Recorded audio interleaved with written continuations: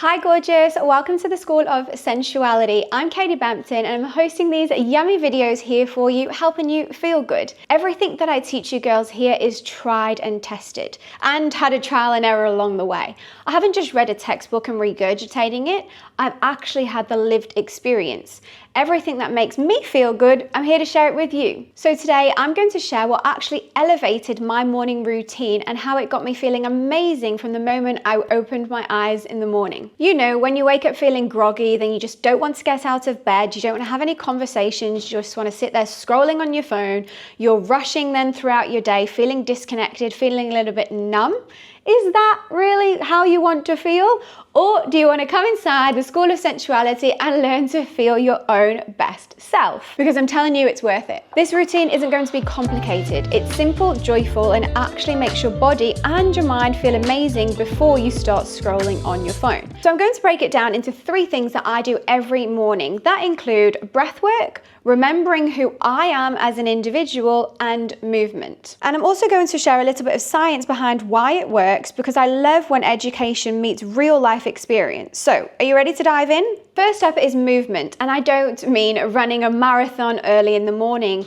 It's as small as just swaying your hips. So when you wake up in the morning, your body has obviously been lying more or less in the same position for 8 hours. You've been having your dreams. Maybe you've been a little bit anxious when you're sleeping. Your mind is racing. When you wake up in the morning, are you still kind of holding on to that? And there's a high chance, yes, if the first thing that you do is grab your phone, because then you're holding on to that energy that you've had that night before, when all we need to do is help it move through. So what you want to do is gently sit on your bed, closing your eyes and gently just swaying your hips.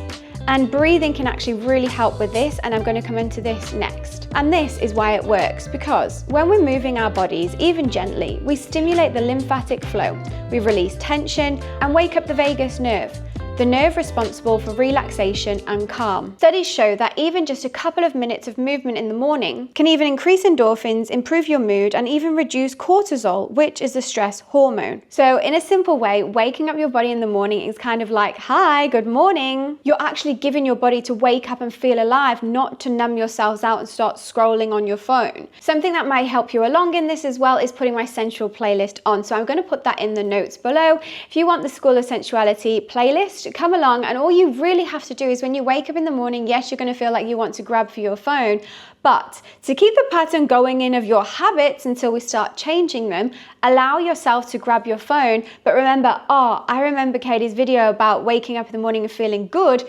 Do I want to start numbing myself out with my phone, or do I want to feel good? So when you do pick up your phone, putting the Spotify on or YouTube or whatever that is, my playlist is on Spotify, putting that on and sit yourselves upright like you saw in the video before and start swaying your hips. It really is just going to boost your overall mood for the day. Before I actually go deeper into how to breathe, I'm going to share with you number 2, which is remembering who you are. It is so easy to wake up in the morning to start scrolling TikTok, YouTube, or Instagram, whatever your go-to is, and start comparing yourself to everyone else. So when you're waking up in the morning, you want to think of like your brain and your body as a sponge. You're picking up your phone, you're scrolling, you're saying, okay, they've done this last night, they went on a date, that family's going on a jet ski holiday, they've just got a new dog. Your brain is seeing these things and it's kind of coming into hypervigilance because you're like, oh my God, I don't have that, I want that. Instead of what we can do here, we allow ourselves to remember who we are. And so the exercise I love doing, and obviously I share everything that I teach with you here, is remembering who you are. So when you're waking up, we're going to shift the habit from scrolling on your phone to remembering who you are. What do I mean by that? So when you wake up, instead of getting your phone and comparing yourselves, I want you to feel and think that you are your own Instagram feed or TikTok feed. What would you see about you? I am someone who loves waking up in the morning so I can have a shower and wash my hair and make myself pretty before I go to work. I am someone who wakes up in the morning that can wake up next to my partner in the bed with me and give him cuddles. I am someone that wakes up with my baby and I can love them and we can be a family and have milk and chocolate for breakfast. Can you see noticing what you actually have in your life and amplifying that, making that feel so much bigger and better, because then you've got less comparison of someone else on social media and you're actually in gratitude of your own life. Also, a way to remember is who you are is like, okay, I live in this beautiful house in this beautiful place. I've got these amazing friends. I'm someone that's kind and caring. I'm there for when my friend needs me. When you start to see who you are and your value and what your value is and how you appreciate yourself, everything around you starts calming and getting so much more abundant in life because you're not comparing yourself, which then goes into a negative spiral. When you compare yourselves on social media to someone, it's adding stress, it's triggering triggers and those dopamine spikes. You know, just like a friend got married, a friend had another baby. When we compare ourselves, your system is in overdrive. And plus, that exercise sounds pretty fun if you ask me. So the third one now is breathwork. And breathwork was such a really big one at the start of my journey through personal development, through growth. I was reading the book Wim Hof. If you're into breathwork and you're like curious into your self-development, I would recommend reading this.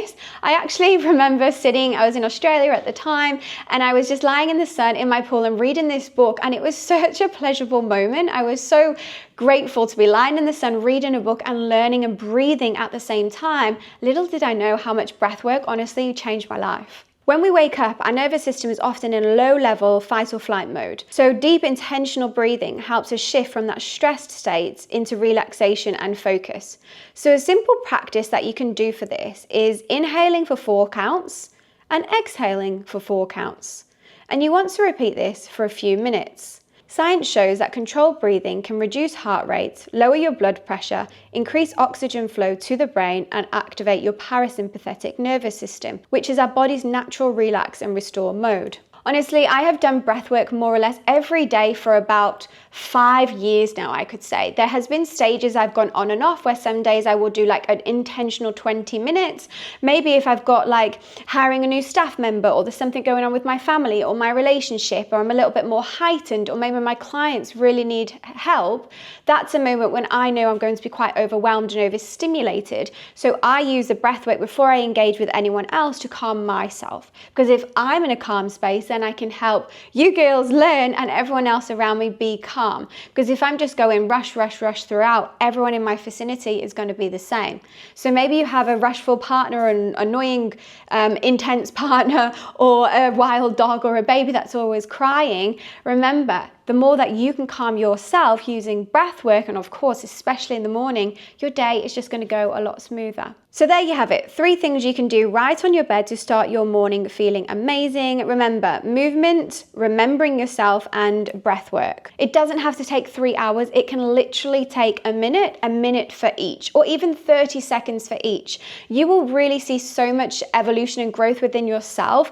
Just 30 seconds a day. The more we put our focus into things to change and to grow and to love ourselves, the more beauty comes in our life. So my challenge to you is try it for a week and notice how it goes, and then come back, put your comments below which exercise you preferred out of each 3, which one was a little bit more difficult, and which one you're going to implement every day for the rest of your life, and even tell your friends about too. If you want more simple, soulful practices like this that are really going to help your morning grow, and you can also join us inside Patreon for deeper exercises, helping you feel good in your body, mind, and soul. I'll see you in the next video.